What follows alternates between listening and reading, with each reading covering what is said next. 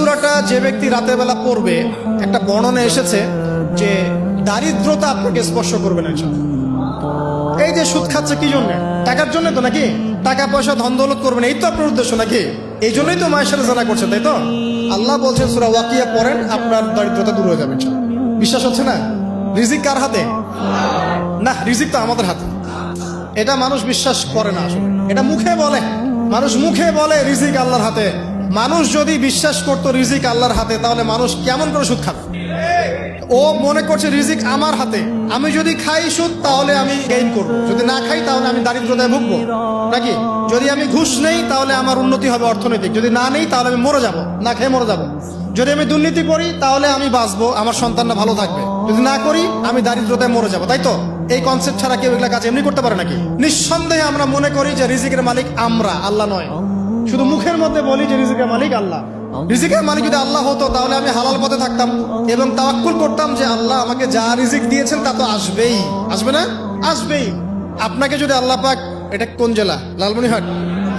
লালমনিরহাটের 100 একর জায়গায় যত ধান হয়, এতগুলো ধান যদি আপনার আমল নামায় লেখা থাকে, মানে আপনার আমল নাম হচ্ছে রিজিকে, তাকদিরে, তাকদিরে আপনার তাকদিরে যদি লেখা থাকে যে আপনি 100 একর জমির ধান খাবেন তারপর মরবেন, আছে না লেখা?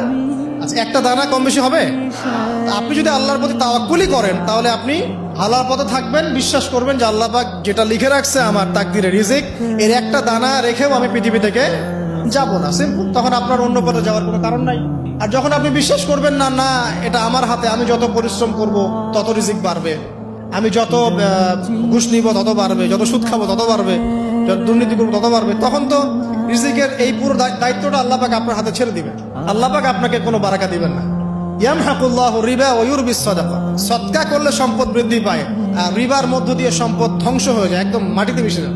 অনেক গভীরে চলে আসি, আসেন আবার রাতে চলে আসি। রাতটা কিভাবে এনজয় করতে হয় এটাই আমাদের আজকের লেকচারের টপিক। মানে আমরা কিন্তু জীবনটাকে অনেক বোর মনে করছি না? এই যে ব্যবসা বাণিজ্য, চাকরি বাকরি, বিবি বাচ্চা, পরিবার, অনেক অনেক যন্ত্রণা নাকি, অনেক সমস্যাই না? কিন্তু আল্লাহ পাক ইসলাম দিয়েছেন কিন্তু জীবনটা উপভোগ করার জন্য। কি জন্যে? উপভোগ করার জন্য।